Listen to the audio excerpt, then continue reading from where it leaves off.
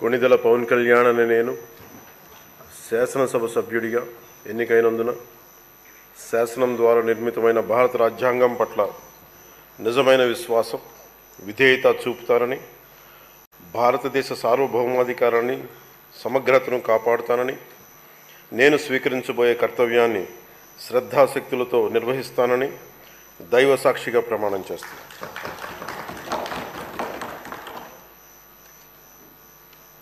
కొణిదెల పవన్ కళ్యాణ్ అని నేను ఆంధ్రప్రదేశ్ శాసనసభ సభ్యుడైన కొణిదెల పవన్ కళ్యాణ్ అని నేను సభా నియమాలకు కట్టుబడి ఉంటానని, వాటిని అనుసరిస్తానని, సభా మర్యాదలను పాటిస్తానని, సాంప్రదాయాలను గౌరవిస్తానని దైవ సాక్షిగా ప్రమాణం చేస్తాను.